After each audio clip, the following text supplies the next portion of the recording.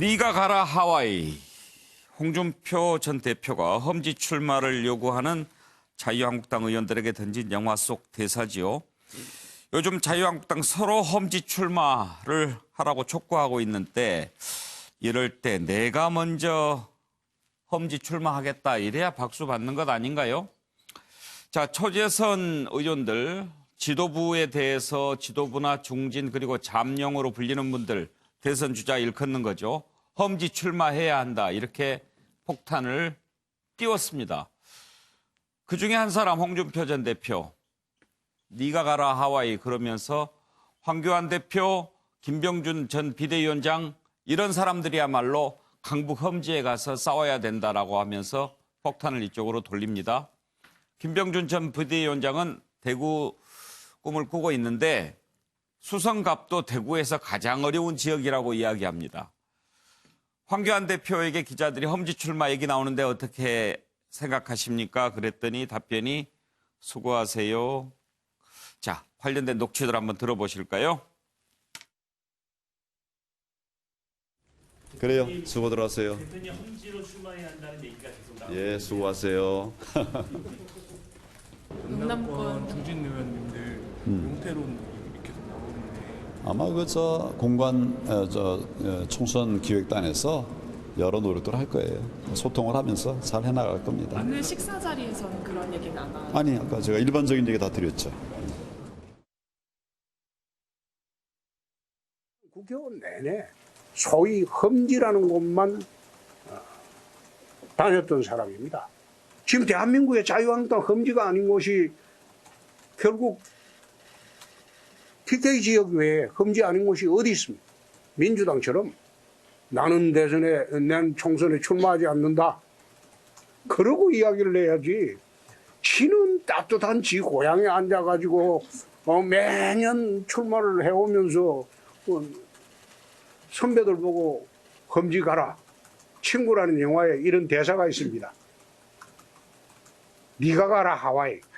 이 자유한국당에 적어도 탄핵으로부터 자유로운 사람은 나밖에 없어요. 나 외에 누가 있습니까? 지금 당대표가 어떤 사람입니까? 탄핵 때 총리했던 사람입니다. 탄핵 책임이 없습니까? 아직까지도 탄핵 때 니 뭐했냐? 서로 손가락질하면서 우리끼리 상처만 깊어진다 이거예요. 생각해요. 나는 동대문이라는 험지에서 삼선을 내리했다. 아, 그분 같으면 대한민국 어디든지 다 나갈 수 있는 용기를 내야죠. 본인이 보수의 지도자고 그렇다고 한다면 말입니다. 예. 근데 굳이 또 초선 의원들이 그런 걸 요구한다고 해서 네가 가라 하와이다 뭐 이런 식의 표현까지 쓰는 것은 제가 보기에는 조금 그런 것 같아요. 황교안 대표는 어떻게 해야 된다고 생각하세요? 황 대표도 마찬가지입니다. 지금 이 당이 친황당으로 바뀌고 있다 이런 지식이 많거든요. 당 지도부를 중심으로 모여들고 있는 걸 저는 나쁘다고는 보지 않아요. 그런데 쉽게 말하면 대권의 길을 생각해서 당을 문자그대로 친황 일색으로 만들겠다는 것은요. 그건 아주 난센스입니다. 아, 그래요? 스스로 패망의 길을 가는 거예요. 김영준, 보기가 좀 딱한 면이 있습니다. 참 이제 그게 딜레마인데요. 예. 제가 봤을 때는 왜 저런 일이 일어나겠습니까? 잘하면 이번에 자유한국당 공천만 받으면 당선될 가능성이 많다고 느끼는 거예요. 그러니까 그 상책이들이 다시 드러나는 거죠, 과거에. 그래서 다른 사람들은 좀 사라져줬으면 좋겠고 나는 공천을 받았으면 좋겠고 이제 그런 부분이고 그거 지금 뭐 김태흠 의원이나 이런 분들이 혹은 뭐 초재선 중에 누구라도 나는 다음에 그야말로 험지인 이 지역구 따뜻한 데를 버리고 차가운 곳으로 가겠다.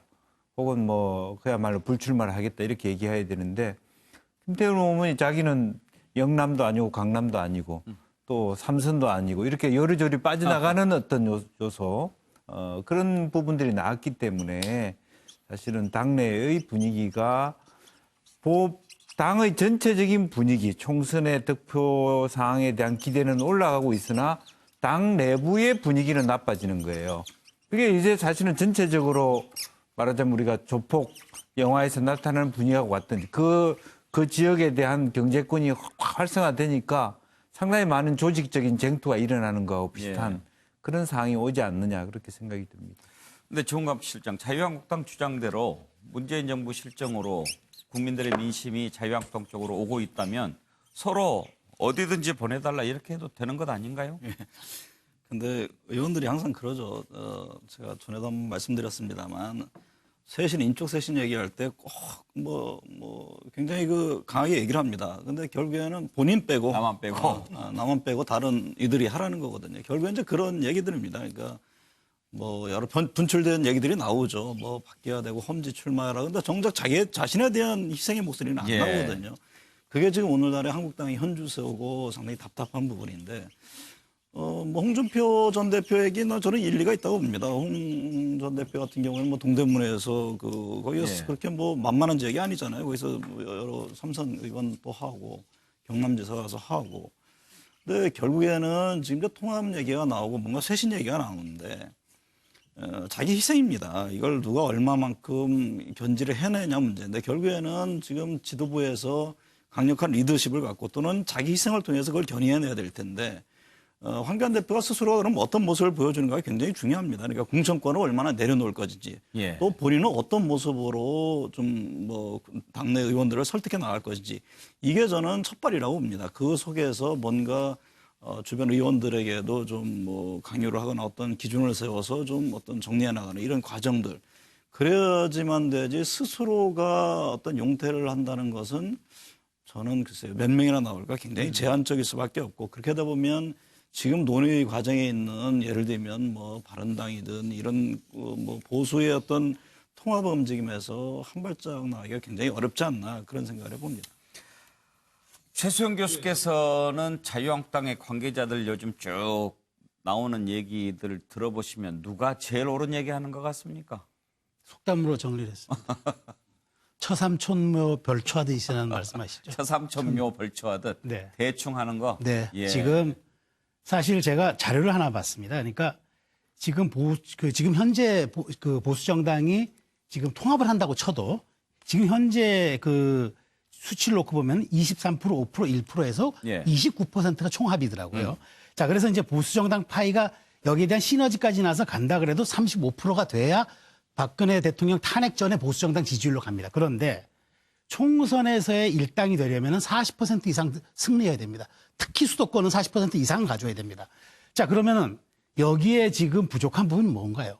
지금 그러니까 여당의 실정에 경제 실정에 따른 반사익 아닙니다. 그것을 가려면은 정말 헌신과 쇄신과 혁신을 통한 감동을 줘야 가능합니다. 그런데 지금 자유한국당의 호감도가 62%라고 하지 않습니까? 30, 40대로 내려가면 74%라고 합니다.